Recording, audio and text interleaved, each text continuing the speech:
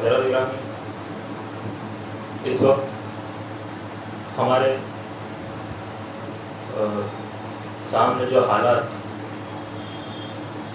موجود ہیں اس سے ہر شخص جو سوشل میڈیا یوز کرتا ہے یا نہیں کرتا، ہر شخص واقف ہے، اور مسلمانوں کے ذہن کا اضطراب، بے چینی، مایوسی، درد، غم، یہ بھی کوئی چھپی ہوئی چیز نہیں، پوری کائنات کے کل انسانوں کا ذمہ اللہ تبارک و تعالیٰ نے لے رکھا ہے۔ اللہ رب العالمین انسان کو گناہوں کے بعد بھی کھلاتا، تو اللہ رب العالمین سے نا امید ہونا یہ کفر ہے۔ تو دل میں گمان یہ ہونا چاہیے، اور دل میں گمان، یہ سوچ یہ نہیں ہونا چاہیے کہ پتہ نہیں اگلا اسٹیپ کیا ہوگا، کہ اب کیا ہونے والا ہے، آگے کیا ہوگا، کہ تمہارے اوپر جو مصیبتیں آتی ہیں وہ تمہارے اپنے ہاتھوں کی کمائی کی وجہ سے بھی آتی ہے۔ کس وجہ سے؟ اپنے ہاتھوں کی کمائی کی وجہ سے۔ وَيَعْفُو عَنْ كَثِيرٍ، جبکہ اللہ رب العالمین بہت سارے گناہوں کو معاف کر دیتا ہے۔ آج ہم اپنی انفرادی زندگی کے اوپر، ہم جس وطن عزیز میں رہتے ہیں، ہمارے اوپر جو پریشانی آ رہی ہے، جو مصیبتیں آ رہی ہے، جو تکلیفیں آ رہی ہیں، یقیناً ہمارے ہاتھوں کی کمائی ہے۔ فلسطین کے بچے یہی بول رہے ہیں کہ اللہ کا وعدہ ہے، وہاں کی عورتیں، وہاں کی خواتین، وہاں کے مرد، وہاں کے بزرگ سب یہی بول رہے ہیں اللہ کا وعدہ ہے، یہ اللہ رب العالمین کی مرضی ہے، اس کی منشا ہے۔ یہ ظاہر بات ہے کہ اگر ہمارے قریبی میں یا ہمارے گھر پہ بم گرنے والا 5 منٹ کا ہمیں نوٹس دیا جائے آپ کے گھر کو خالی کر دو، آپ ذرا سوچئے کیا قیامت گزرے گی، کس طریقے سے بھاگنا ہے، اور پھر آپ جس طرف جا رہے ہیں اسی جگہ بم گرا جائے، اسی جگہ بم گرا جائے، پھر ہم دیکھیں ہم بچ گئے، ہمارے بچے چلے گئے، ہمارے گھر والے چلے گئے، ہمارے ماں باپ وہ قربان ہو گئے، ہر چیز تباہ برباد کر دی۔ اس کے بعد آپ دیکھیں کس طریقے کا منظر آپ کے اوپر ٹوٹے گا۔ اس کے بعد پھر اپنی زبان سے یہ کہہ دینا کہ یہ تو اللہ ونعوذ بالله من شرور أنفسنا ومن سيئات أعمالنا من يهده الله فلا مضل له ومن يضلل فلا هادي له وأشهد أن لا إله إلا الله وحده لا شريك له وأشهد أن محمدا عبده ورسوله أما بعد فإن خير الحديث كتاب الله وخير الهدي هدي محمد صلى الله عليه وسلم وشر الأمور محدثاتها وكل محدثة بدعة وكل بدعة ضلالة وكل ضلالة في النار۔ أعوذ بالله السميع العليم من الشيطان الرجيم، بسم الله الرحمن الرحيم، يا أيها الذين آمنوا اتقوا الله حق تقاته ولا تموتن إلا وأنتم مسلمون، يا أيها الناس اتقوا ربكم الذي خلقكم من نفس واحدة وخلق منها زوجها وبث منهما رجالا كثيرا ونساء واتقوا الله الذي تساءلون به والأرحام إن الله كان عليكم رقيبا، يا أيها الذين آمنوا اتقوا الله وقولوا قولا سديدا يصلح لكم أعمالكم ويغفر لكم ذنوبكم ومن يطع الله ورسوله فقد فاز فوزا عظيما۔ قال الله تبارك وتعالى في القرآن المجيد ولا تهنوا ولا تحزنوا وأنتم الأعلون إن كنتم مؤمنين۔ تمام طرح کی تعریف و توصیفات اللہ وحدہ لا شریک له، تمام اللہ عالم، اور بے شمار درود و سلام نازل اللہ کے آخر میں جناب محمد رسول اللہ صلی اللہ تعالی علیہ وسلم پر۔ حضرت گرامی، اس وقت ہمارے سامنے جو حالات موجود ہیں اس سے ہر شخص جو سوشل میڈیا یوز کرتا ہے یا نہیں کرتا، ہر شخص واقف ہے، اور مسلمانوں کے ذہن کا اضطراب، بے چینی، مایوسی، درد، غم، یہ بھی کوئی چھپی ہوئی چیز نہیں۔ جس طریقے سے مسلمانوں کے اوپر جو حملے، بچوں کی شہادتیں ہو رہی ہے، یہ یقیناً اللہ تبارک و تعالیٰ کی طرف سے ایک سعادت ہے جو اللہ رب العزت عطا کرتا ہے اپنے نیک بندوں کو۔ اللہ چنتا ہے اور اللہ پیدا ہی اسی لیے کرتا ہے ایسے بندوں کو تاکہ اللہ انہیں جنت دے دے۔ ان کو اللہ نے پیدا کیا جن کی شہادت اللہ کی راہ میں ہو گئی، ان کو اللہ نے پیدا کیا جو اللہ کی راہ میں حق کے لیے، توحید کے لیے جنہوں نے اپنے جسموں کی، اپنی جانوں کی، اپنے ماں باپ کی، اپنے بچوں کی، اپنے گھر بار کی ہر چیز کی قربانی دے دی، اس کے باوجود وہ اللہ رب العالمین کی رضا کے طالب ہے اور اللہ سے یہ سوال کر رہے ہیں کہ اللہ تو ہم سے راضی ہوا کہ نہیں ہوا. تو یہ اللہ نے چنا ہوگا. اللہ رب العالمین ظاہر کرتا ہے کہ تم میں سے نیک کون ہے اور بد کون ہے. جو نیک ہوتا ہے اللہ اس کی آزمائش دیتا ہے، جیسا کہ اللہ تبارک و تعالیٰ نے فرمایا کہ تم میں سب سے زیادہ آزمائش ان کی ہوئی جو انبیاء کرام تھے، جن کو اللہ نے نبی بنایا، جنہیں رسول بنایا، کیونکہ ان کا ایمان کا لیول اتنا اونچا، اتنا مضبوط، اتنا ہائی تھا. پھر ان کے بعد ان سے کم ایمان والے، پھر ان کے بعد ان سے کم ایمان والے. اور اگر آزمائش زندگی کے اندر ہے ہی نہیں تو پھر ہمیں یہ چیز سوچنی چاہیے، سمجھنی چاہیے کہ ہمارے اندر ایمان کا کون سا حصہ موجود ہے.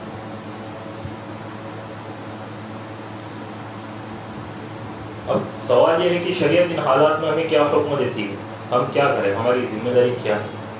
سب سے پہلی چیز تو یہ کہ رنج و غم کو دور کر دے. ایک انسان رنج و غم کے اندر نہ ملوث ہو، کیونکہ یہ جو ہمارے سامنے بظاہر خون بہ رہا ہے اور ایک بڑی تکلیف کے پہاڑ جو ٹوٹ رہے ہیں، ایک پریشانی کا جو المیہ چھایا ہوا ہے، اور پورے عالم اسلام کے اندر ہر مسلمان اس چیز کی بے چینی، اضطراب اور پریشانی کے اندر ملوث ہے. ہر مسلمان کو درد ہو رہا ہے. تو یہ بات ظاہر سی ہے کہ ایک انسان جو ہے دکھی ہوگا، وہ رنج و غم کے اندر ملوث ہوگا. اتنا بڑا سانحہ ہم نے اپنی آنکھوں سے دیکھا اپنی زندگی کے اندر. تو اور وہ بھی پھر مسلمانوں، ایک مومن بھائی کا، چھوٹے چھوٹے سے بچوں کا جو اللہ کے نبی کی سنت پر عمل کر رہے ہیں، صحابہ اکرام کی سنت پر عمل کر رہے ہیں، اور ان کے ٹکڑے ہو رہے ہیں، وہ کٹ رہے ہیں، وہ مر رہے ہیں، وہ شہید ہو رہے ہیں. دراصل اس کو اس نظریے سے دیکھیں کہ اللہ تبارک و تعالیٰ نے ان کو، اللہ ان سے خوش ہو گیا، اللہ ان سے راضی ہو گیا، اور اس زندگی سے اللہ تبارک و تعالیٰ نے انہیں بہتر زندگی عطا کر دی. وَلَا تَقُولُوا لِمَنْ يُقْتَلُ فِي سَبِيلِ اللَّهِ أَمْوَاتٌ بَلْ أَحْيَاءٌ وَلَٰكِن لَّا تَشْعُرُونَ. کہ سورہ بقرہ میں اللہ نے فرمایا کہ جو اللہ کی راہ میں قتل کر دیے گئے، جو اللہ کی راہ میں مار دیے گئے، جو اللہ کی راہ کے اندر شہید کر دیے گئے، تم انہیں مردہ نہ کہو، بلکہ وہ زندہ ہے اور وہ اللہ رب العالمین کے یہاں روزی دیے جاتے ہیں. اللہ جانتا ہے، تم نہیں جانتے. اللہ نے انہیں کس طریقے سے زندہ کر رکھا ہے یہ اللہ بہتر جانتا ہے. لیکن چونکہ اللہ نے بولا کہ وہ زندہ ہے، انہیں رزق دیا جاتا ہے، تو یہ تصور کرے یہ اللہ رب العالمین کی رضا ہے، یہ اللہ رب العالمین کی توفیق ہے. اللہ ہی تو ہے توفیق دینا ہو، اور کون دیتا بندے کو توفیق شہادت کی. کہ ایک صحابی آتے اللہ کے نبی کے پاس، اسلام قبول کرنا ہے. اللہ کے نبی کہتے ہیں کہو اشہد ان لا الہ الا اللہ واشہد ان محمد عبدہ ورسولہ. کہتے ہیں ادھر جنگ چل رہی ہے، ادھر جنگ چل رہی ہے، اللہ کے نبی سے مطالبہ کرتے، اللہ کے نبی حکم دیتے، جا کر جنگ کے اندر شہید ہو جاتے. ایک نماز میں نہیں، پھر بھی جنت کے وارث بن گئے. کیسے؟ اللہ نے اسی وقت انہیں اسلام کی توفیق دے. اللہ چاہتا تھا اسی جنگ کے اندر یہ شہید ہو اور انہیں جنت ملے، انہیں جنت کا رزق ابھی سے ملے، ابھی اسے رزق ملے. یہ جو روحیں اڑ رہی ہے، اللہ رب العالمین انہیں جنت کا رزق ابھی سے عطا کر رہا ہے. اور یہ بہت بڑی سعادت کی بات ہے. بظاہر ایسا لگتا ہے کہ بڑی بری طریقے سے ان کو قتل کر دیا گیا، لیکن کیا اللہ رب العالمین ظالموں کو چھوڑ دے گا؟ یہ تو ظالموں کو پکڑنے کا اللہ رب العالمین کا پرانا طریقہ ہے کہ ظالم ظلم کی انتہا کرتا ہے. جو مظلوم ہوتے اللہ کی راہ میں شہید ہوتے، اللہ اسی وقت انہیں جنت کا رزق عطا کر کے ظالم کا جہنم کا ٹکٹ کاٹ دیتا ہے. یہی تو پکڑ ہے. اللہ کی قسم، اللہ رب العالمین ظالم کو کل قیامت کے روز پکڑ لے گا، اللہ چھوڑ دے گا. ان بطش ربک لشدید. اور جب اللہ پکڑتا ہے دنیا کے اندر بھی، جب ایک ظالم کو اللہ پکڑتا ہے تو لمحے بھر کے لیے بھی اسے سنبھلنے کا موقع بھی نہیں دیتا. کیا نہیں دیتا؟ سنبھلنے کا موقع بھی نہیں ملتا. کہ فرعون کہتا ہے سمندر میں ڈوب کر، دریا میں ڈوب کر کہ آمنت باللہ موسیٰ و ہارون، کے میں موسیٰ اور ہارون کے رب پر ایمان لے کر آتا ہوں. اللہ حکم دیتا جاؤ فرشتوں کے منہ کے اندر اسی دریا کی ریت نیچے سے نکال کر منہ کے اندر ڈالتا. تو ظالم کو اللہ مہلت ایک لمحے کے لیے بھی نہیں دیتا جب پکڑنے پر آتا. ظالم کو اللہ تباہ کر دیتا ہے، تو یہ تو اللہ کا سنت ہے، اللہ کا طریقہ ہے پکڑنے کا ظالم کے اوپر ہاتھ ڈالنے کا۔ لعنت اللہ رب العالمین کی ہو اس قوم پر جو معصوموں کے اوپر ظلم کرے۔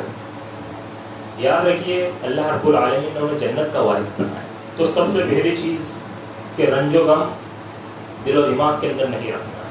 آپ انہیں دیکھیے، مطلب اتنا بڑا عالمیہ ہم سوچ بھی نہیں سکتے کہ انسان نے سب کچھ گوا دیا آنکھوں کے سامنے، برباد ہو گیا۔ اپنے بچے کی 2 سال 3 سال کے بچے کی لاش لے کر آدمی کھڑا ہوا ہے، آنکھوں میں آنسو جاری ہے، دل ٹوٹا ہوا ہے، لیکن اس کے بعد بھی بول رہا اللہ تو ہم سے راضی ہوا نہیں ہوا کہ تیری یہ رضا ہے تو میں اسے 100 بچوں کو قربان کر دوں تیری راہ۔ انہیں معلوم ہے اس کی، اب اس کو اس بچے کے بغیر زندگی، ہمیشہ اس کی دماغ میں یہ تصور آئے گا، لیکن اسے معلوم ہے زندگی ہے کتنا ساری۔ دراصل اصل مقام جو ہمارا ہے وہ جنت ہے۔ ہمیں کیا چاہیے؟ جنت چاہیے۔ یہ تو اللہ نے ہمیں اس دنیا کے اندر بھیجا ہے چھوٹے سے سفر کے لیے، واپس سے ہمیں کوشش کرنا ہے۔ ایسا نہ ہو کہ یہ پٹری ادھر کی طرف چلی جائے، اللہ کی جنت کو چھوڑ کر اس کی طرف نہ چلے جائے، اس کی طرف نہ چلے جائے جس کا دروگا مالک ہے، جس مالک کو، جہنم کے دروگا کو لوگ چلا کر بولیں گے کہ ہمیں چھوڑ دے، مالک کہے گا کہ موت نہیں آنی ہے، تمہارا حشر ہے، تم کر کے آؤ۔ تو سب سے پہلی چیز یہ کہ رنج و غم کو ہم دل و دماغ سے نکال دیں۔ اسلام نے کبھی بھی غم کو اچھا نہیں کہا ہے۔ علامہ ابن قیم رحمۃ اللہ علیہ نے ایک جگہ لکھا ہے کہ قرآن و حدیث نے کبھی غم کی تعریف نہیں کی، بلکہ یہ کہا کہ ولا تہینوا ولا تحزنوا، کہ کمزور مت پڑو، غم مت کرو، وانتم الاعلون ان کنتم مؤمنین، تم ہی سربلند رہو گے اگر تم مومن ہو۔ اللہ تبارک و تعالیٰ اولیاء اللہ کا ذکر کرتے ہوئے فرماتا ہے الا ان اولیاء اللہ ولا خوف علیہم ولا هم يحزنون، کہ اللہ کے ولی وہ لوگ ہیں، اللہ کے ولی وہ لوگ ہیں جو نہ خوف کھاتے ہیں، نہ لوگوں سے ڈرتے ہیں، نہ ان کے دلوں کے اندر غم ہوتا ہے، نہ وہ غمگین ہوتے ہیں۔ اس لیے حضرت انس بن مالک رضی اللہ تعالیٰ عنہ خادم رسول صلی اللہ علیہ وسلم ہے، وہ کہتے ہیں کہ اللہ کے رسول صلی اللہ علیہ وسلم کو اکثر میں دعا کرتے ہوئے سنتا تھا اللہم انی اعوذ بک من الہم والحزن والعجز والکسل والجبن والبخل الی آخر الحدیث، کہ اللہ میں تیری پناہ چاہتا ہوں ہم سے اور حزن سے، رنج سے اور غم سے۔ یہی وجہ ہے کہ جب جنتی جنت میں جائیں گے تو وہ مارے خوشی کے اس نعمت کو دیکھتے ہوئے یہ چیخیں گے اور کہیں گے الحمدللہ الذی اذھب عنا الحزن، کہ تمام تعریف اللہ کے لیے جس نے غم کے بادل چھانٹ دیے، جس نے ہمیشہ کا سکون ہمیں عطا کر دیا۔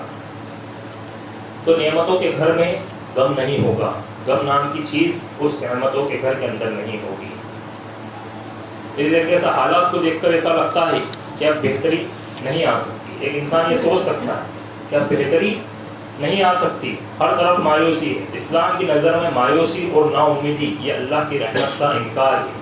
ایک انسان مایوس ہو جائے، اداس ہو جائے، یہ اللہ رب العالمین کی رحمت کا انکار کرنا ہے۔ اللہ نے قرآن میں 2 عظیم پیغمبروں کی زبانی مایوسی اور نا امیدی کو کفر قرار دیا ہے۔ حضرت ابراہیم علیہ السلام کہتے ہیں وَمَن يَقْنَطُ مِن رَحْمَتِ رَبِّهِ إِلَّا الضَّالُّونَ، کہ اللہ کی رحمت سے وہی مایوس ہو سکتے ہیں جو گمراہ ہوئے اور بھٹکے ہوئے ہیں۔ اللہ کی رحمت اتنی کشادہ اور اتنی وسیع ہے کہ ایک مومن کبھی، ایک مسلمان کبھی نا امید اور مایوس ہو ہی نہیں سکتا، بلکہ اگر وہ مایوس ہو گیا، نا امید ہو گیا، تو اسے سوچنا چاہیے کہیں میں گمراہ تو نہیں ہو رہا ہوں، کہیں میں بھٹک تو نہیں گیا ہوں سیدھے راستے سے۔ حضرت ابراہیم علیہ السلام کہتے ہیں وَمَن يَقْنَطُ مِن رَحْمَتِ رَبِّهِ إِلَّا الضَّالُّونَ، اور حضرت یعقوب علیہ السلام کی زبانی یہ کہلوایا گیا إِنَّهُ لَا يَيْأَسُ مِن رُوحِ اللَّهِ إِلَّا الْقَوْمُ الْكَافِرُونَ، کہ اللہ کی رحمت سے صرف کافر ہی مایوس ہوتے ہیں، کافر کے علاوہ اللہ کی رحمت سے کوئی مایوس نہیں ہوتا۔ جو کفر کرتے ہیں، جو انکار کرتے ہیں اس رب کا، تو اسی لیے مایوسی اور نا امید کو کفر قرار دیا کہ یہ کفر ہے۔ مایوس نہیں ہونا، نا امید نہیں ہونا، بلکہ اس اللہ پر امید کرنا کہ اسلام کو مٹانے کے، مسلمانوں کو مٹانے کے یہ معاملات شروع سے چل رہے ہیں۔ ہر قوم جو ظالم ہوتی ہے وہ مسلمانوں کی دشمن ہوتی ہے، وہ ان کو مٹانا چاہتی ہے، لیکن پھر اللہ رب العالمین اسی ظلم کے سبب ان کی ایسی پکڑ کرتا ہے کہ ان کو ختم تو کرتا ہے، لیکن ان کو صفحہ ہستی سے مٹا کر ان کو آنے والے لوگوں کے لیے عبرتناک نشان بنا کر چھوڑ دیتا ہے۔ ایک حدیث قدسی میں اللہ تبارک و تعالیٰ فرماتا ہے انا عند ربی ظنی، کہ میں اپنے بندے کے گمان کے مطابق ہو جاتا ہوں۔ انا عند ظن عبدی فی، کہ میں اپنے بندے کے گمان کے مطابق ہو جاتا ہوں. بندہ گمان کرتا ہے بہترین مجھ سے میں بہترین ہو جاتا ہوں، لیکن بندہ اگر نا امید ہو، مایوس ہو، تو پھر وہ اسی مایوسی کے اندر ملوث رہتا ہے. ہمیشہ اللہ تبارک و تعالیٰ سے ہمیں امید رکھنی چاہیے. صرف اللہ رب العالمین ہی تو ہے جو امیدوں کو پورا کرتا ہے. اللہ رب العالمین ہی تو ہے جو بندوں پر رحم کرتا ہے. اللہ رب العالمین ہی تو ہے جو بندوں کو عطا کرتا ہے.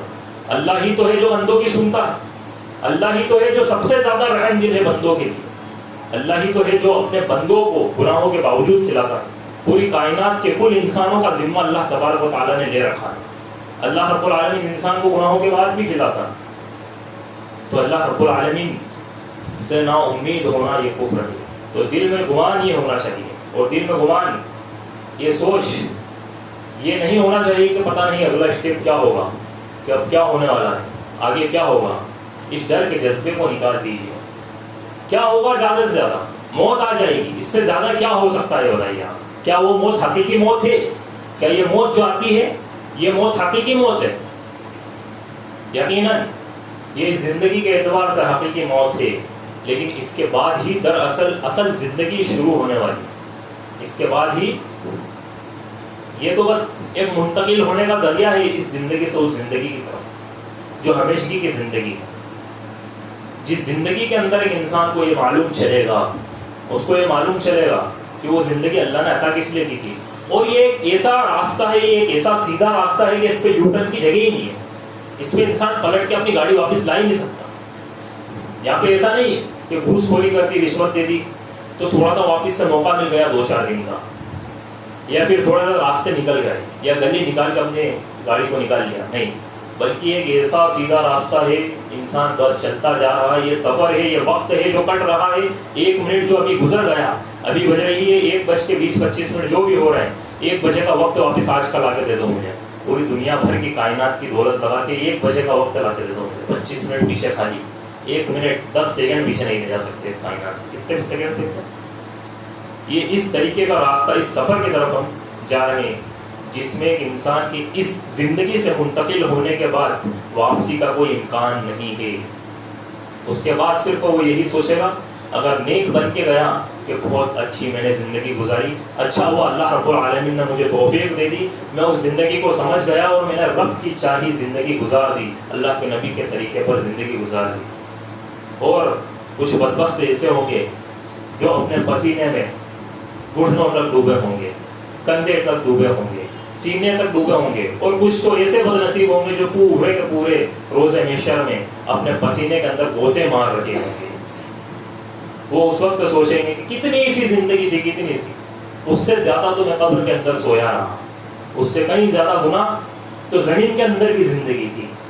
مطلب زندگی ہے ہی نہیں. یہ اصل زندگی جو زندگی ہے وہ آخرت کی زندگی. یہ زندگی سب کچھ نہیں ہے، بلکہ یہ زندگی کچھ بھی نہیں ہے. جو انسان یہ کانسیپٹ سمجھ گیا وہ دراصل اپنا آخرت کا مشن، آج ایک انسان چھوٹی چھوٹی سی چیزوں کے پیچھے اپنا ایمان تول دیتا.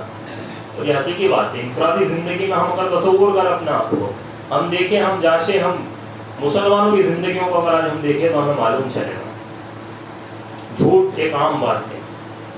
10, 20, 50 روپے کمانے کے پیچھے ایک انسان جھوٹ بول دیتا ہے کہ ارے یہ تو مجھے اتنے میں پڑا، یہ تو اتنے کا تھا، اتنا اس کے اندر مارجن نہیں ہے، اس میں صرف اتنے روپے ملتے ہیں. یہ جھوٹ، سیدھی صاف جھوٹ. ناپ تول میں کمی کر دی، کوالٹی اچھی بتا کر لوکل کوالٹی دے دی، اور بھی کئی ساری امانت داری میں خیانت کر دی، سچ کو جھوٹ اور جھوٹ کو سچ کر دیا.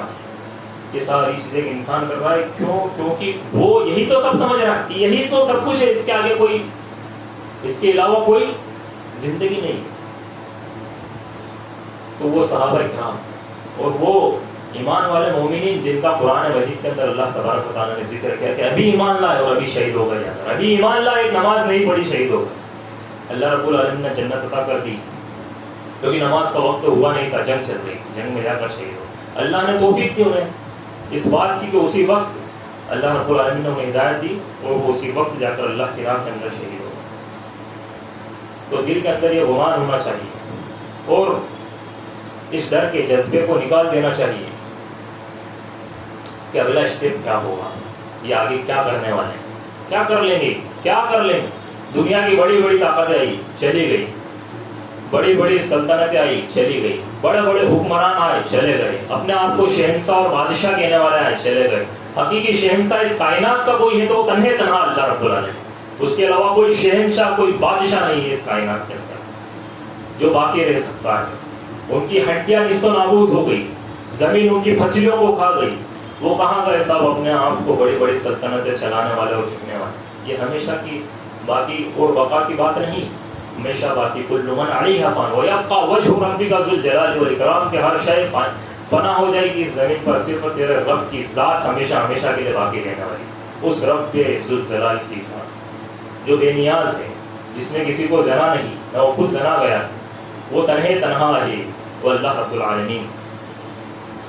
اور اللہ نے جو وقت معین کیا ہے اس سے ایک گھڑی بھی لیٹ نہیں ہوگا۔ ان بچوں کی جو غزہ کے اندر شہید ہو رہے، اللہ نے ان کا یہی وقت مقرر کیا تھا۔ جب ان کی تقدیر لکھی گئی تھی، اس تقدیر کے اندر لکھا گیا تھا کہ اللہ رب العالمین اپنی ان کی نیک بختی سے اور اللہ کی رضا سے ان کو شہادت نصیب کرے گا، اللہ نے ان کو شہادت نصیب کرے گا، یہ ان کی تقدیر کے اندر لکھا گیا تھا۔ تو ایک گھڑی بھی لیٹ نہیں ہوتا، اور اگر اللہ نے ہمارے مقدر میں نقصان لکھا ہے تو ساری کائنات مل کر ہمیں نفع نہیں پہنچا سکتی، اور اگر اللہ نے ہمارے مقدر کے اندر نفع لکھ دیا ہے، اللہ کی قسم اگر پوری کائنات مل جائے ہمیں نقصان پہنچانے والی نہیں ہے۔ اللہ تبارک و تعالیٰ نے ہمیں جو زندگی دی ہے یہ خوشی اور غم دو چیزوں سے عبارت ہے، اس کے اندر دونوں چیزیں ملی ہوئی ہیں۔ اللہ تبارک و تعالیٰ کسی بھی قوم کو ایک کیفیت میں نہیں رکھتا، مطلب ہمیشہ خوشی یا پھر ہمیشہ غم نہیں، بلکہ اللہ رب العالمین کیفیتوں کو بدلتا رہتا ہے۔ اور اس امت کی سب سے اچھی جماعت جو تھی وہ صحابہ کرام کی جماعت تھی، سب سے بہترین جماعت صحابہ کرام کی جماعت تھی۔ ان کے اوپر بھی اللہ رب العالمین نے کبھی خوشی تو کبھی غم کو گزارا۔ اگر صحابہ نے بدر میں دشمنوں کے 70 لوگوں کو قتل کیا اور فتح مبین کی بشارت ملی، تو غزوہ احد میں وہی صحابہ کرام تھے، انہیں شکست کا منہ بھی دیکھنا پڑا، اس کے اندر شکست بھی ہوئی۔ اللہ تبارک و تعالیٰ نے سورہ آل عمران میں صحابہ کو تسلی دی، اے میرے نبی کے صحابہ، اگر آج تمہیں رنج و غم پہنچا ہے تو غمگین مت ہو، تمہارے دشمنوں کو بھی 1 سال پہلے میدان بدر میں تکلیف پہنچ چکی ہے۔ تو یہ تو زمانہ ہے جسے اللہ رب العالمین روٹیٹ کرتا ہے، اللہ رب العالمین پھیرتا ہے، اللہ رب العالمین اس زمانے کو روٹیٹ کرتا ہے۔ اور یہ کس لیے ہے؟ کیونکہ اللہ تبارک و تعالیٰ تم میں سے اہل ایمان کو ظاہر کر دے، اور اللہ ظاہر کرتا ہے اور زمانے کے اندر اہل ایمان کو، اور یہ مثالیں پیش کرتا اللہ رب العالمین۔ آج ہم نے اپنی آنکھوں سے دیکھا، ہم بات بات پر ڈرتے ہیں، بات بات پر گھبرا جاتے ہیں، بات بات پر غمگین ہو جاتے ہیں، چھوٹے چھوٹے نقصانات پر ڈر جاتے ہیں۔ اللہ رب العالمین نے بتایا کہ تم ان چیزوں سے ڈرتے ہو، میرے ان بندوں کو دیکھو، ان بچوں کو دیکھو جن کا سب کچھ انہوں نے گوا دیا، اس کے بعد بھی تکبیر و تحمید و تحلیل ان کی زبان سے نہیں ہٹی۔ یہ ایک ناشکری کا الفاظ، اسے بولتے ہیں ایمان والے بندوں کو اللہ ظاہر کرتا ہے۔ اور یہی قرآن میں اللہ کہتا ہے کہ ہم اپنے ایمان والے بندوں کو ظاہر کرتے ہیں، اور جو صرف منہ سے دعویٰ کرتے ہیں ان کو بھی ہم ظاہر کرتے ہیں۔ تو یاد رکھیے، مصیبت اور پریشانی یہ زندگی کا حصہ ہے، یہ آتی ہے، عارض جہنم زندگی بن جاتی ہے، تو یہی تو زندگی ہے۔ یہاں پر کیا ہم اس کو جنت بنانے کے لیے اللہ نے بھیجا کہ جاؤ جا کر اس کے اندر صاحب جو ہے ہمیشہ کی زندگی تمہیں عطا کرے۔ اللہ تعالیٰ سورہ بقرہ میں فرماتا ہے عسیٰ ان تکرہوا شیئا وہو خیر لکم وعسیٰ ان تحبوا شیئا وہو شر لکم واللہ یعلم وانتم لا تعلمون، کہ ہو سکتا ہے کہ تمہیں کوئی چیز اچھی لگے، لیکن اللہ رب العالمین نے کو معلوم ہے کہ وہ چیز تمہارے لیے صحیح نہیں ہے، اور ہو سکتا ہے کہ تمہیں کوئی چیز بہتر لگے، کوئی چیز بری لگے، لیکن اللہ رب العالمین اس بات کو جانتا ہے کہ وہ تمہارے لیے اچھی چیز ہے، وہ تمہارے لیے بری چیز نہیں۔ تو اللہ نے قرآن مجید کے اندر اس کا ذکر کیا۔ اسی طریقے سے جب ہمارے اوپر اس طرح کے حالات آئے تو ہمیں 2 منٹ کے لیے اپنا محاسبہ بھی لینا چاہیے، اپنا حساب اور کتاب بھی کرنا چاہیے۔ سورہ شورى میں اللہ نے فرمایا وما اصابکم من مصیبت فبما کسبت ایدیکم ویعفو عن کثیر، کہ تمہارے اوپر جو مصیبتیں آتی ہیں وہ تمہارے اپنے ہاتھوں کی کمائی کی وجہ سے بھی آتی ہے۔ کس وجہ سے؟ اپنے ہاتھوں کی کمائی کی وجہ سے۔ وَيَعْفُو عَنْ كَثِيرٍ، جبکہ اللہ رب العالمین بہت سارے گناہوں کو معاف کر دیتا ہے۔ آج ہم اپنی انفرادی زندگی کے اوپر، ہم جس وطن عزیز میں رہتے ہیں، ہمارے اوپر جو پریشانی آ رہی ہے، جو مصیبتیں آ رہی ہے، جو تکلیفیں آ رہی ہیں، یقیناً ہمارے ہاتھوں کی کمائی ہے، 101% ہمارے ہاتھوں کی کمائی ہے۔ اور یہ یقین بات ہے، یہ اللہ کا وعدہ ہے، یہ اللہ کا کلام کہ وہ ہمارے ہاتھوں کی کمائی کی وجہ سے آتی ہے۔ کہ ہم دنیا پرست، آج ایک مسلمان دنیا پرست بن گیا. وہ دنیا پرست بنا, اس نے اللہ کی پرستش کو چھوڑ دیا. وہ دنیا کی پرستش میں لگ گیا, مال کی پرستش میں لگ گیا, عہدے و منصب جلال کی پرستی میں لگ گیا, اور وہ اسی کے اندر الجھ کر لے گئے. آج آپ دیکھ لیجیے, جو مشن تھا توحید, جو مشن تھا دعوت و تبلیغ, جو مشن تھا اسلام کا کام کرنا, دیکھیے ایسا نہیں ہے کہ ایک شخص سے سوچے جا رہے پھر ہم کام دھندے کا کیا کریں گے, ہم ان چیزوں کا کیا کریں گے. آپ اٹھا کر دیکھیے صحابہ کرام نے کس قدر, اور ان کے پہلے کی قوموں کو آپ دیکھیے جو مسلمان تھے, انہوں نے کس قدر دنیا کے اندر ترقیاں پائی, کس قدر دنیا کے اندر ہر فیلڈ کے اندر جھنڈے گاڑ دیے, اور اسلام کا جھنڈا بھی ان کے ہاتھ میں تھا, اسلام کی توحید کا پرچم بھی ان کے ہاتھ میں تھا, اللہ کے قرآن کا پرچم بھی ان کے ہاتھ میں تھا, اللہ کی توحید ان کے سینوں کے اندر بسی ہوئی تھی. جب تک مسلمان توحید پر قائم تھے, یہی پچھلے جمعے میں بات ہوئی تھی کہ بیت المقدس واپس ملے گا تو کس بنیاد پر ملے گا, تو توحید کی بنیاد پر ملے گا. کس بنیاد پر؟ اور جو خلافت گئی, خلافت عثمانیہ, اس کے آخر میں بھی آپ دیکھیے کہ کس قدر شرک و بدعت عام ہوئی, کتنی مزاریں بنا دی گئی, اور اس وجہ سے خلافت اللہ رب العالمین نے چھین. یہ ایک بڑی ہسٹری ہے, لیکن اس کا لب لباب اور نچوڑ یہی. اسی طریقے سے اللہ تبارک و تعالیٰ کی ذات سے اپنا تعلق مضبوط رکھنا, یہ ایک صفت ہمارے اندر ہونی چاہیے کہ چاہے دنیا میں کسی سے اپنا تعلق مضبوط رہے یا نہ رہے, لیکن اللہ تبارک و تعالیٰ سے اپنا تعلق مضبوط رکھنا. جتنی کوششیں ہم یہاں پر آج دیکھ لیجیے, آپ امت کے نوجوان وہ فلاں پارٹیوں کے جھنڈے اٹھا کر سوچ رہے جنت کا ٹکٹ کر گیا کہ ہمارا تو کام ہو گیا, ہم تو اسی کام کے لیے آئے تھے. اور جتنی کوششیں وہ ان نیتاؤں سے, راج نیتاؤں سے کانٹیکٹ بنانے میں اور ان سے رشتے مضبوط کرنے میں, تعلقات مضبوط کرنے میں اپنی انرجی ویسٹ کرتے ہیں, اگر اتنی بھی انرجی اللہ تبارک و تعالیٰ سے اپنے رشتے کو, اپنے تعلق سے مضبوط کرنے میں لگا لے تو ان کی نیا پار ہو جائے گی. لیکن چونکہ انہوں نے بھی اس زندگی کو اس نظریے سے دیکھا کہ حقیقی کامیابی یہی ہے, بل تؤثرون الحیات الدنیا والآخرۃ خیر وابقیٰ, کہ تم لوگ اس زندگی کو اہمیت دیتے ہو, اللہ کو معلوم نہیں, بلکہ بہتر اور باقی رہنے والی زندگی تو آخرت کی زندگی وہی ہے جو بہتر ہے اور باقی رہنے والی. تو اللہ تبارک و تعالیٰ, اللہ کی ذات وہ ہے کہ کل کائنات جس کی تسبیح پڑھ رہی, کل کائنات کی ہر شے اللہ کی تسبیح پڑھ رہی ہے. اللہ تبارک و تعالیٰ اپنی ذات میں بے مثال ہے, لامحدود ہے. اللہ تبارک و تعالیٰ اپنی صفات میں بے مثال ہے, لامحدود ہے. اللہ تبارک و تعالیٰ اپنے علم میں, اپنی قدرت میں, اپنی طاقت میں, اپنی ہیبت میں, اپنی کبریائی میں, اپنے جبروت میں, اپنے فیصلے میں بے مثال ہے, لامحدود ہے. اس کی کوئی مثال نہیں. اللہ رب العالمین لامحدود ہے.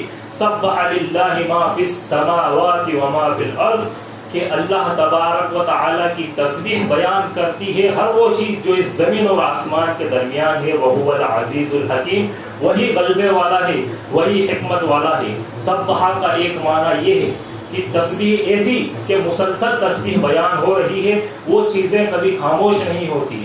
ہر وہ چیز جو اللہ کی تسبیح اس کائنات کے اندر بیان کر رہی ہے. صحرا کے ریت کا ہر ذرہ اللہ کی تسبیح بیان کر رہا ہے.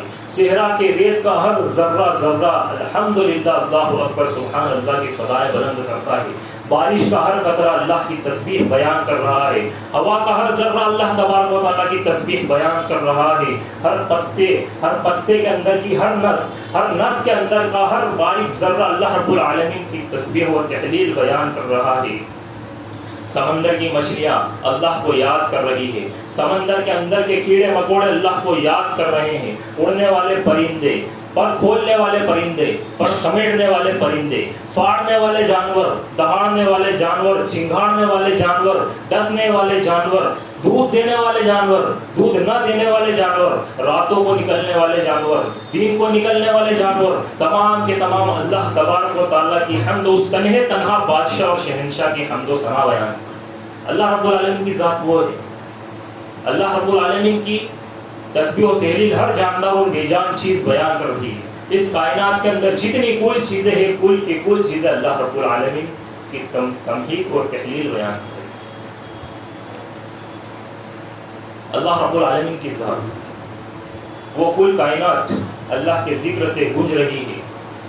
اور زمین و آسمان کل کائنات کے ساتھ زمین و آسمان کی کل آپ دیکھیں گلیکسی کا بادشاہ صرف اور صرف تنہا اللہ ہے، شہنشاہ ہے، عزت و حکمت والا، ہر چیز پر قادر ہے۔ ان اللہ علی کل شیء قدیر، اللہ ہر چیز پر، ہر شے پر قادر ہے۔ یسبح للہ ما فی السماوات و ما فی الارض وهو العزیز الحکیم۔ اللہ وہ ہے کہ اللہ لا الہ الا هو الحی القیوم لا تأخذه سنة ولا نوم له ما فی السماوات و ما فی الارض من ذا الذی یشفع عنده الا بإذنه يعلم ما بین ایدیہم وما خلفهم ولا یحیطون بشیء من علمه الا بما شاء وسع کرسیہ السماوات والارض ولا یؤوده حفظهما وهو العلی العظیم۔ کہ اللہ تبارک و تعالی ہی معبود برحق ہے، جس کے سوا کوئی معبود نہیں، جو زندہ ہے اور سب کا تھامنے والا ہے، جسے نہ اونگ آتی ہے نہ نیند آتی ہے، اس کی ملکیت میں زمین و آسمان کی تمام چیزیں ہیں۔ کون ہے جو اس کی اجازت کے بغیر اس کے سامنے شفاعت کر سکے؟ وہ جانتا ہے جو اس کے سامنے ہے اور جو ان کے پیچھے ہے، وہ ظاہر اور باطن کا جاننے والا ہے، اور وہ اس کے علم میں کسی چیز کا احاطہ نہیں کر سکتے مگر جتنا وہ چاہے۔ اس کی کرسی کی وسعت نے زمین و آسمان کو گھیر رکھا ہے، اور اللہ تعالیٰ ان کی حفاظت سے نہ تھکتا ہے نہ اکتاتا ہے، تو وہ بہت بلند اور بہت بڑا ہے۔ اللہ رب العالمین کے سامنے عرش و لوح قلم ہر چیز اللہ کے سامنے جھکی ہوئی ہے، یہ آسمان اور یہ زمین اللہ کے سامنے جھکے ہوئے ہیں، اس کائنات کی بڑی بڑی سلطنتیں اللہ کے سامنے جھکی ہوئی، اللہ کے آگے کوئی بادشاہ نہیں، کوئی شہنشاہ نہیں، وہ تنہا بے نیاز بے تاج بادشاہ ہے۔ اللہ رب العالمین سے اپنا رشتہ، اپنا تعلق مضبوط کیجیے۔ کوئی بڑے سے بڑا نفع نہیں دے سکتا، لیکن اللہ تبارک و تعالیٰ چھوٹے سے لے کر بڑے نفع کا مالک ہے۔ اللہ وہ ہے جس نے زکریا کو بڑھاپے میں اولاد دی تھی۔ وہ زکریا اذ ناداہ ربہ رب لا تذرنی فردا وانت خیر الوارثین، کہ اللہ مجھے اکیلا نہ چھوڑ، مجھے ایک وارث عطا فرما دے، تو بہترین وارث دینے والا ہے۔ اللہ رب العالمین نے کہا فاستجبنا لہ ووہبنا لہ یحییٰ، ہم نے انہیں جو ہے یحییٰ عطا کیے، ہم نے ان کے سوال کا جواب دیا اور ہم نے انہیں یحییٰ جیسے نیک بیٹے عطا کیے۔ موسیٰ جا رہے ہیں بنو اسرائیل کو لے کر، سامنے دریائے قلزم ہے اور پیچھے کون ہے؟ ان کے پیچھے فرعون ہے، وقت کا سب سے بڑا ظالم، اور اس کا لشکر ہے۔ موسیٰ علیہ السلام کے ساتھی کہتے ہیں کہ موسیٰ کہ کہاں گئی آپ کے رب کی مدد، کہاں گئی آپ کے رب کی مدد، اب تو یہ ہمیں پکڑ لیں گے۔ موسیٰ علیہ السلام نے کہا قال کلا انما یا رب سیہدین، کہ ایسا ہرگز نہیں، میرا رب مجھے ضرور کوئی نہ کوئی راستہ دکھائے گا۔ یہاں پر ضرور لگایا موسیٰ علیہ السلام نے، اور لام تاکید لگایا کہ انہیں مکمل یقین تھا اللہ پر کہ ضرور دکھائے، ایسا نہیں کہ اللہ مجھے راستہ دکھایا، ضرور دکھائے گا۔ ادھر اللہ نے کہا وَأَوْحَيْنَا إِلَىٰ مُوسَىٰ أَنْ اضْرِب بِعَصَاكَ الْحَجَرَ عَصَاكَ الْبَحْرَ، کہ ہم نے موسیٰ کو وحی کی کہ تم اپنی لاٹھی کو سمندر کے اوپر، اس دریا کے اوپر مارو۔ موسیٰ علیہ السلام نے لاٹھی ماری، اللہ نے راستہ بنایا۔ تو یہ اللہ رب العالمین سے تعلق مضبوط کرنے کا فائدہ ہے، اس دنیا میں بھی اور آخرت میں بھی ہے، کہ اللہ رب العالمین آپ کو سائیڈ میں لے کر اپنے عرش کا سایہ عطا کر دے گا، عرش کا سایہ عطا کر دے گا۔ فرینڈ شپ کس سے سب سے بہترین دوست اللہ کے بنو۔ اگر کسی سے سب سے زیادہ لگاؤ لگانا ہے تو اللہ رب العالمین سے لگاؤ، کسی کو سب سے زیادہ اپنا قریبی بنانا ہے تو اللہ رب العالمین کو بناؤ۔ دنیاوی محبتیں، یہ ساری چیزیں دھوکہ ہے انسان کے لیے، اور یہ شیطان کا ہی تو کام ہے کہ وہ ہر وقت اسی کے اندر لگا ہوا ہے۔ وہ تو اللہ کو چیلنج کر کے آیا کہ وَلَا تَجِدُ أَكْثَرُهُمْ شَاكِرِينَ، کہ تو کل روز قیامت تیرے اکثر بندوں کو ناشکرا بھٹکا ہوا گمراہ پائے گا۔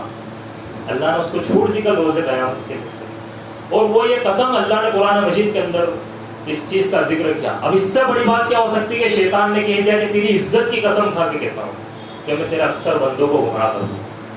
اللہ کی عزت کی قسم کھا کر شیطان آیا، وہ بھی بڑے کانفیڈنس سے آیا، اور آج ایک انسان اسی کی بدولت اس عارضی شے کو، اس عارضی زندگی کو ہمیشہ کی زندگی سمجھ رہا ہے، اور 100% سمجھ رہا ہے۔ جس طریقے سے ہمارا عمل ہے، ہم ہمیشہ کی زندگی اس کو سمجھ رہے ہیں، ہمیشہ کی زندگی ایک انسان اس کو سمجھ رہا ہے، کس قدر اس کو محبت ہے وہ ایک انسان جانتا ہے۔ تو اسی لیے 2 منٹ کے لیے اپنا محاسبہ ضرور کریں۔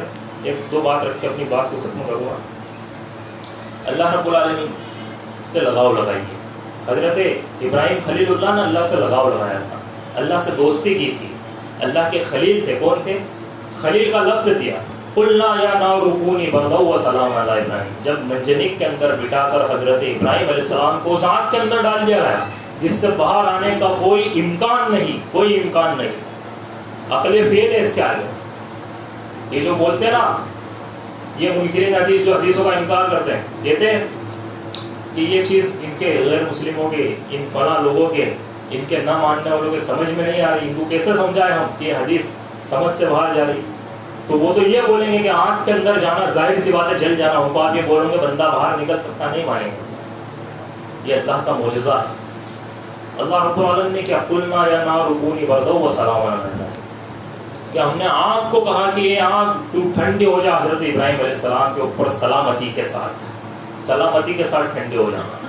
کوئی ذریعہ اللہ بیچ میں نہیں لایا، فرشتوں کا ذریعہ اللہ نے ہٹا دیا، ہوا کا ذریعہ اللہ نے ہٹا دیا، پانی برسا سکتا تھا بادلوں کا ذریعہ اللہ نے ہٹا دیا، کوئی شے اللہ بیچ میں نہیں لایا، ڈائریکٹ آنکھ سے مخاطب ہو کر فرمایا کہ تو ٹھنڈی ہو۔ اسی وقت حضرت ابراہیم علیہ السلام سلامتی کے ساتھ ٹھنڈے ہونا، اتنی ٹھنڈی نہ ہونا تو انہیں ٹھنڈ لگتا ہے، یعنی اسے اس سے بھی نقصان ہو جائے، اس سے بھی نقصان ہو جائے۔ کیا فرمایا کہ سلامتی کے ساتھ ٹھنڈی ہونا، آنکھ ٹھنڈی ہوئی سلامتی کے ساتھ حضرت ابراہیم علیہ السلام کا، سب حیران ہو گئے۔ تو اللہ رب العالمین ہے کل کائنات کو حیران کر سکتا ہے اپنے معجزوں کے ساتھ، اور اللہ نے کیا ہے۔ تو اللہ سے تعلق مضبوط کرنا، اللہ وہ ہے جس نے ہمارے پیارے نبی جناب محمد رسول اللہ صلی اللہ علیہ وسلم کو غار ثور کے اندر پناہ دی۔ دیکھیں آپ یہاں جہاں حضرت ابو بکر صدیق رضی اللہ تعالیٰ عنہ نے بڑے اضطراب کے ساتھ کہا، ایک چھوٹی سی دماغ کے اندر اس وقت ٹینشن آ جائے، اللہ کے نبی سے کہا کہ اب ذرا سا نیچے دیکھ لیں گے تو ہم پکڑے جائیں، ذرا سا نیچے دیکھنے کی دیری ہے، بس تھوڑا سا اگر نیچے دیکھ لیا تو ہمیں پکڑ لیے جائیں گے۔ اللہ کے نبی صلی اللہ علیہ وسلم نے کہا لا تحزن ان اللہ معنا، کہ ڈرو مت، غمگین مت ہو، اللہ ہمارے ساتھ، لا تحزن ان اللہ معنا، کہ اللہ ہمارے ساتھ ہے، تم غمگین مت ہو۔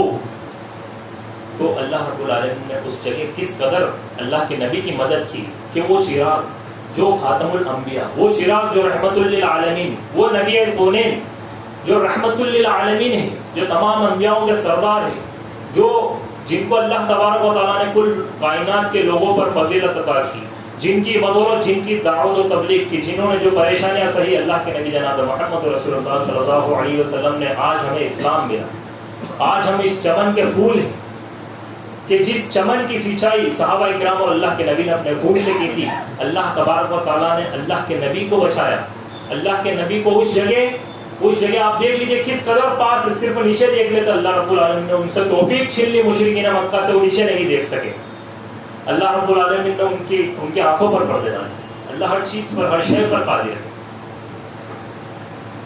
غزوہ احزاب سن 5 ہجری میں ہوا، مدینہ کو چاروں طرف سے گھیر لیا گیا، یہودی بھی اللہ کے رسول صلی اللہ علیہ وسلم کے خلاف اکٹھا ہو گئے، مشرکین بھی اکٹھا ہو گئے، منافقین بھی اکٹھا ہو گئے، لیکن صحابہ کا ایمان دیکھو، قرآن نقل کرتا ہے کہ جب احزاب میں انہوں نے اتنے بڑے لشکر کو دیکھا تو ان کے ایمان میں کمی نہیں آئی، اور انہوں نے کہا کہ یہ تو اللہ کا وعدہ ہے۔ آج غزہ کے بچے، فلسطین کے بچے یہی بول رہے ہیں کہ اللہ کا وعدہ ہے، وہاں کی عورتیں، وہاں کی خواتین، وہاں کے مرد، وہاں کے بزرگ سب یہی بول رہے ہیں اللہ کا وعدہ ہے، یہ اللہ رب العالمین کی مرضی ہے، اس کی منشا ہے۔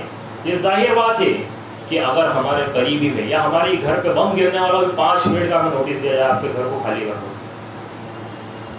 آپ ذرا سوچئے کیا قیامت گزرے گی، کس طریقے سے بھاگنا ہے، اور پھر آپ جس طرف جا رہے ہیں اسی جگہ بم گرا جائے، اسی جگہ بم گرا جائے، پھر ہم دیکھیں ہم بچ گئے، ہمارے بچے چلے گئے، ہمارے گھر والے چلے گئے، ہمارے ماں باپ وہ قربان ہو گئے، ہر چیز تباہ برباد کر دی، اس کے بعد آپ دیکھیں کس طریقے کا منظر آپ کے اوپر ٹوٹے گا۔ اس کے بعد پھر اپنی زبان سے یہ کہہ دینا کہ یہ تو اللہ کی مرضی ہے، کہ اللہ ہم سے راضی ہو رہا ہے، یہ اللہ رب العالمین کی رضا کہ اللہ ہم تجھ سے راضی ہیں، تو ہم سے راضی ہوا کہ نہیں ہوا، تجھے یہ مطلوب ہے، ہم اس طریقے کے 100 بچے تیری راہ میں قربان کر دیں۔